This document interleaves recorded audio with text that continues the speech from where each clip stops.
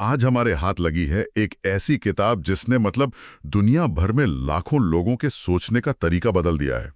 James clear की atomic habits. हाँ। और इसका आइडिया सुनने में बहुत सीधा लगता है। छोटी छोटी रोज की आदतें कैसे जिंदगी में बड़े कमाल के नतीजे ला सकती हैं। हाँ बिल्कुल। तो आज हम इसी की गहराई में उतरेंगे। हमारा मिशन है अच्छी आदतें बनाने और बुरी आदतों को तोड़ने के पीछे के विज्ञान को समझना। हम जानेंगे कि कैसे रोजाना के बस 1% सुधार हमारी पूरी जिंदगी बदल सकते हैं। और ये सफर शुरू होता है लेखक की अपनी एक बहुत ही चौंकाने वाली कहानी से। हाँ, हाई स्कूल में जेम्स क्लियर के चेहरे पर सीधा एक बेसबॉल बैट आकर लगा था। चोट इतनी भयानक थी कि कई हड्डियां टूट गई, दिमाग में सूजन आ गई और उन्हें कोमा में रखना पड़ा। सोचिए, एक पल में सब कुछ बदल गया।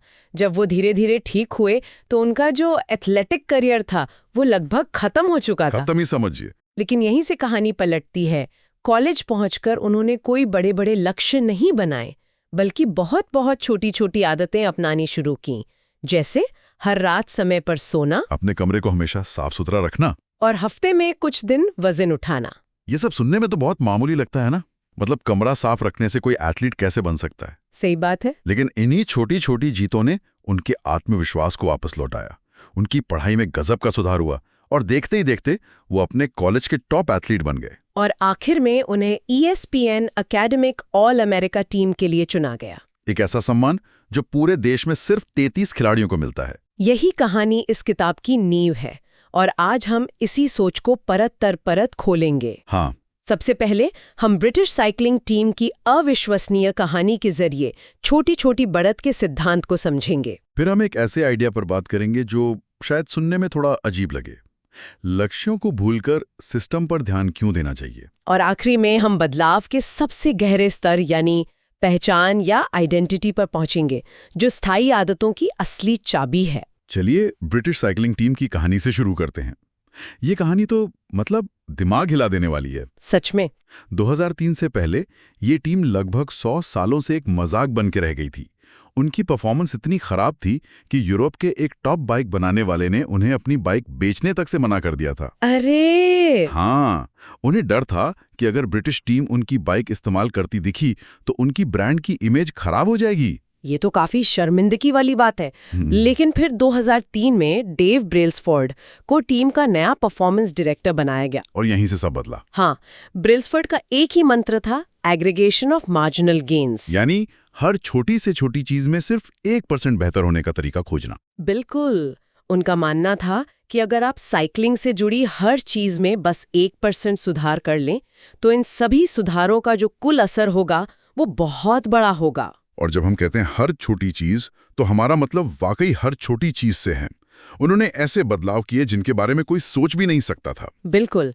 जैसे उन्होंने बाइक की सीटों को थोड़ा और आरामदायक बनाने के लिए फिर से डिजाइन किया। हाँ। टायरों पर अल्कोहल मला ताकि पकड़ बेहतर हो सके। उन्होंने राइडर से बायो फीडबैक सेंसर पहनवाए ताकि ये पता चल सके कि हर एथलीट किस तरह की एक्सरसाइज पर कैसी प्रतिक्रिया देता है। रुकिए, ये तो सिर्फ बाइक की बात हुई। उन्होंने राइडर्स को हाथ धोने का सबसे सही तरीका सिखाया ताकि वो कम बीमार पड़े। सही। और तो और तकिए और गद्दे तक बदल दिए ताकि हर राइडर को सबसे अच्छी नींद मिल सके। यहाँ तक कि टीम के ट्रक के अंदरूनी हिस्से को सफेद रंग से पेंट कर दिया। हाँ, और उसके पीछे भी एक वजह थी। सफेद रंग पर धूल का छोटे से छोटा कण भी दिख जाता है। अच्छा, और अगर धूल बाइक के बारीक पुर्जों में चली गई तो परफॉर्मेंस पर असर पड़ सकता है। उनका आइडिया था कि कोई भी चीज नजरअंदाज नहीं की जाएगी। ये तो जुनून की हद है। लेकिन क्या इन सब छोटे मोटे बदलावों से सच में कोई फर्क पड़ा? फर्क नहीं, भूचाल आ गया। सिर्फ 5 साल के अंदर 2008 के बीजिंग ओलंपिक में ब्रिटिश टीम ने 60% स्वर्ण पदक जीत लिए। 60%? हाँ, और अगले कुछ सालों में उन्होंने 5 बार टूर डी फ्रांस जीता। कुल मिलाकर एक दशक में ब्रिटिश साइकिल चालकों ने 178 वर्ल्ड चैंपियनशिप्स और 66 ओलंपिक या पैरालंपिक गोल्ड मेडल जीते। वाह! ये साइकिलिंग के इतिहास का सबसे सफल दौर माना जाता है। ये 1% का गणित तो कमाल का है। किताब में बताया गया है कि अगर कोई 1 साल तक हर दिन सिर्फ 1% बेहतर होता है तो साल के अंत तक वो 37 गुना बेहतर हो जाएगा। और इसका उल्टा भी उतना ही सच है।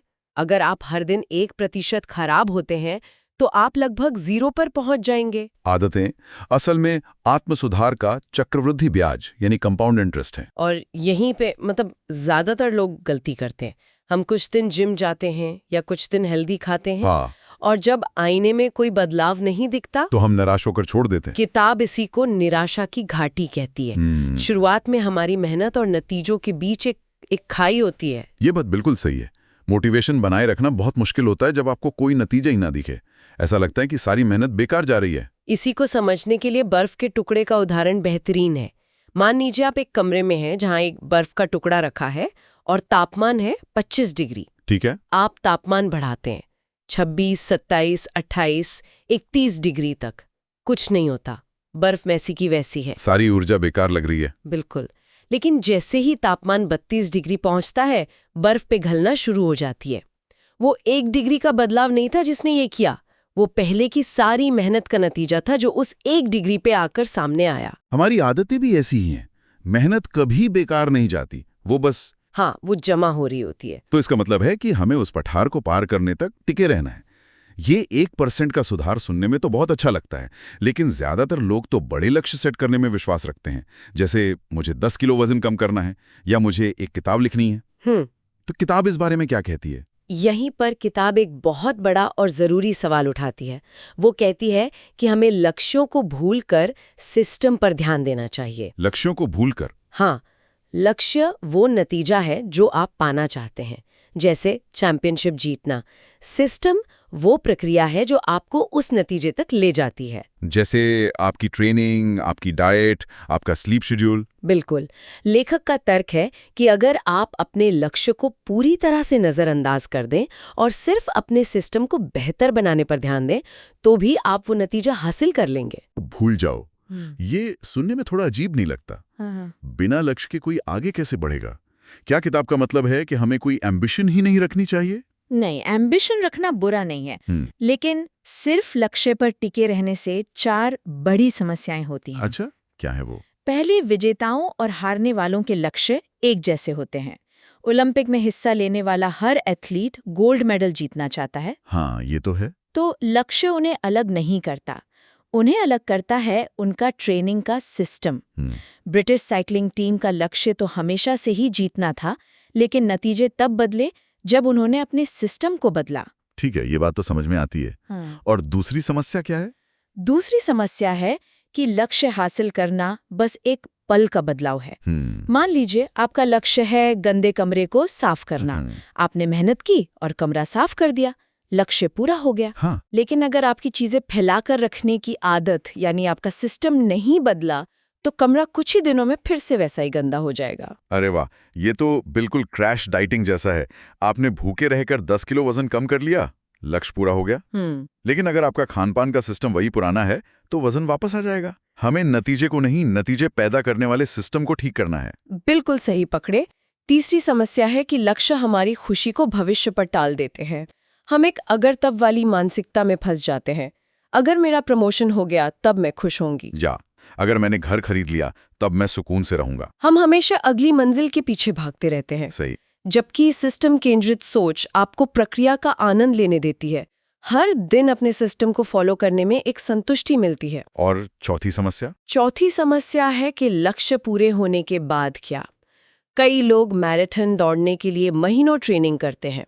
जैसे ही दौड़ खत्म होती है, उनका लक्ष्य पूरा हो जाता है और वो ट्रेनिंग करना बंद कर देते हैं। सही बात है। सिस्टम बनाने का मतलब है खेल खेलते रहना, सिर्फ एक बार जीतना नहीं। इसीलिए किताब में एक बहुत शक्तिशाली लाइन है, आप अपने लक्ष्यों के स्तर तक नहीं उठते, आप अपने सिस्टम के स्तर तक गिरते हैं। आप अपने सिस्टम के स्तर तक गिरते हैं, ये तो सोचने वाली बात है। ठीक है, तो हमें एक अच्छा सिस्टम चाहिए, लेकिन एक सिस्टम पर टिके कैसे रहें?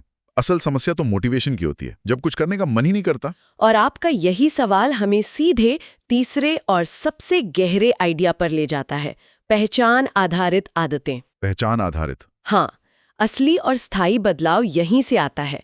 देखिए, बदलाव के 3 स्तर होते हैं। आप इन्हें प्याज की परतों की तरह सोच सकती हैं। अच्छा। सबसे बाहरी परत है परिणाम, जैसे वजन कम करना। बीच की परत है प्रक्रिया, जैसे जिम जाना। और सबसे अंदरूनी, सबसे गहरी परत है पहचान, यानी आपके विश्वास, आपकी आत्मछवि। ज्यादातर लोग बाहर से अंदर की तरफ बदलाव की कोशिश करते हैं। वो सोचते हैं मुझे वजन कम करना है, परिणाम इसलिए मैं जिम जाऊंगा, प्रक्रिया। जबकि किताब कहती है कि सबसे असरदार तरीका है अंदर से बाहर की ओर जाना, यानी अपनी पहचान से शुरू करना। ओके। इसका सबसे जबरदस्त उदाहरण सिगरेट पीने वाले 2 लोगों का है। दोनों को सिगरेट ऑफर की जाती है। पहला आदमी कहता है, नहीं शुक्रिया, मैं छोड़ने की कोशिश कर रहा हूं। ठीक है, ये तो ठीक ही जवाब है। लेकिन रुकिए, दूसरा आदमी कहता है, नहीं शुक्रिया, मैं सिगरेट नहीं पीता। वाह, ये छोटा सा फर्क है लेकिन इसका मतलब बहुत गहरा है ना? पहला आदमी अब भी खुद को एक स्मोकर मानता है जो छोड़ने की लड़ाई लड़ रहा है, जबकि दूसरा आदमी उसकी पहचान ही बदल चुकी है। धूम्रपान उसकी जिंदगी का हिस्सा ही नहीं है। यही असली बदलाव है। सच्चा व्यवहार परिवर्तन पहचान का परिवर्तन है। आपका लक्ष्य किताब पढ़ना नहीं है, आपका लक्ष्य एक रीडर बनना है। आपका लक्ष्य मैराथन दौड़ना नहीं है, आपका लक्ष्य एक रनर बनना है। बिल्कुल।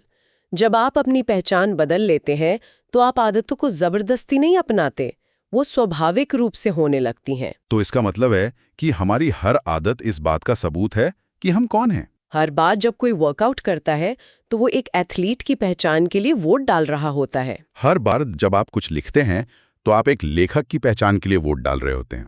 तो पहचान बदलने के बस 2 कदम हैं। पहला, तय करो कि आप कैसा इंसान बनना चाहते हैं, और दूसरा, छोटी छोटी जीतों से खुद को ये साबित करो। बिल्कुल। और जब आपको ये पता चल जाए कि आप कौन सी पहचान बनाना चाहते हैं तो किताब आपको एक बहुत ही प्रैक्टिकल टूल किट देती है। अच्छा। जिससे आप उस पहचान के लिए वोट यानी आदतें बना सकते हैं। इसे व्यवहार परिवर्तन के 4 नियम कहा गया है। ठीक है, तो ये 4 नियम क्या है? चलिए इसे असल जिंदगी में लागू करके देखते हैं। मान लीजिए कोई रोज सुबह एक्सरसाइज करना चाहता है लेकिन कर नहीं पाता, तो पहला नियम है इसे स्पष्ट बनाएं। इसका क्या मतलब होगा? इसका मतलब है कि आपको एक्सरसाइज करने के लिए एक बहुत साफ सिग्नल या क्यू चाहिए। जैसे रात में ही अपने जिम के कपड़े, जूते और पानी की बोतल निकालकर अपने बेड के पास रख दे, ताकि सुबह उठते ही सबसे पहले वही दिखे। हाँ, वो एक विजुअल क्यू है जिसे आप नजरअंदाज नहीं कर सकते। ठीक है, कपड़े सामने रखें, लेकिन मेरा मन तो अभी भी रजाई में दुबके रहने का कर रहा है। यहाँ दूसरा नियम, इसे आकर्षक बनाएं। कैसे काम करेगा? ये बहुत दिलचस्प है। यहाँ आप टेम्पटेशन बंडलिंग का इस्तेमाल कर सकती हैं। Temptation bundling? यानी एक काम जो आपको करना चाहिए उसे एक ऐसे काम के साथ जोड़ दे जो आप करना चाहते हैं। जैसे, मैं अपना पसंदीदा पॉडकास्ट सिर्फ तभी सुनूंगा जब मैं वर्कआउट कर रहा हूंगा। अच्छा। धीरे धीरे आपका दिमाग एक्सरसाइज को उस मजेदार चीज के साथ जोड़ने लगेगा और वर्कआउट करना अपने आप में आकर्षक बन जाएगा। ये तो बढ़िया तरीका है। अगला नियम है इसे आसान बनाएं। ये सबसे जरूरी नियमों में से एक है। हमारी आदतें वही होती हैं जिनमें कम से कम मेहनत लगे। सही। इसलिए अपनी अच्छी आदतों से सारी रुकावटें हटा दे। यहाँ 2 मिनट का नियम बहुत काम आता है। ये मत कहिए कि मैं 30 मिनट वर्कआउट करूंगी, बस ये कहिए कि मैं अपने वर्कआउट के कपड़े पहनूंगी, या मैं बस 2 मिनट स्ट्रेचिंग करूंगा। हाँ, कोई भी 2 मिनट के लिए कुछ भी कर सकता है। लक्ष्य आदत को शुरू करना है। एक बार आप शुरू कर देते हैं तो उसे जारी रखना कहीं ज्यादा आसान होता है। और आखिरी नियम है इसे संतोषजनक बनाएं। वर्कआउट का असली फायदा तो महीनों बाद दिखता है, लेकिन हमें तो तुरंत संतुष्टि चाहिए। बिल्कुल सही। इंसान का दिमाग तत्काल इनाम चाहता है, इसलिए कोई छोटा सा इनाम तुरंत दे। सबसे आसान तरीका है एक हैबिट ट्रैकर इस्तेमाल करना। कैलेंडर पर क्रॉस लगाना। हाँ, एक कैलेंडर पर हर दिन वर्कआउट के बाद एक बड़ा सा क्रॉस लगाएं। उस क्रॉस को लगाने की जो संतुष्टि होती है वो आपके दिमाग को एक सिग्नल देती है, ये अच्छा था, कल फिर से करते हैं। आप उस चेन को तोड़ना नहीं चाहेंगे। तो ये 4 नियम हैं। स्पष्ट बनाएं, आकर्षक बनाएं, आसान बनाएं और संतोषजनक बनाएं। और अगर कोई बुरी आदत जैसे फोन पर घंटों स्क्रॉल करना तोड़नी हो तो बस इन नियमों को उलट दें। उसे अदृश्य बनाएं, फोन को दूसरे कमरे में चार्ज करें, उसे आकर्षक बनाएं। हाँ, सोचें कि आप कितना कीमती समय बर्बाद कर रहे हैं। उसे कठिन बनाएं, सोशल मीडिया ऐप्स को लॉग आउट कर दें ताकि हर बार पासवर्ड डालना पड़े। और उसे असंतोषजनक बनाएं। बिल्कुल, एक ऐप डाउनलोड करें जो आपको बताए कि आपने दिन में कितने घंटे बर्बाद किए। तो आज की हमारी बातचीत का सार ये है कि जिंदगी बदलने वाले नतीजे रातों रात नहीं आते, वो छोटी छोटी यानी एटॉमिक आदतों को रोजाना लगातार दोहराने से आते हैं। सफलता जिंदगी में एक बार होने वाले बड़े बदलावों का नहीं, बल्कि हमारी हर दिन की आदतों का नतीजा है। बिल्कुल। और इसकी चाबी लक्ष्यों पर नहीं, बल्कि उन सिस्टम पर ध्यान केंद्रित करना है जो आपकी उस पहचान को बनाते हैं जिसे आप अपनाना चाहते हैं। जब आपकी आदतें आपकी पहचान का हिस्सा बन जाती हैं, तो आपको मोटिवेशन की जरूरत नहीं पड़ती। आप सही काम इसलिए नहीं करते क्योंकि आपको करना पड़ता है, बल्कि इसलिए करते हैं क्योंकि आप वैसे ही इंसान हैं। और इसी विचार के साथ हम आज की बातचीत खत्म करते हैं। किताब में एक बहुत गहरी बात कही गई है। आदतों का असली मकसद सिर्फ बेहतर नतीजे पाना नहीं है, बल्कि अपने बारे में अपने विश्वास को बदलना है। आप सचमुच अपनी आदतें बन जाते हैं। तो सवाल यह है कि आज हम अपनी आदतों से किस तरह का इंसान बनने का चुनाव कर रहे हैं।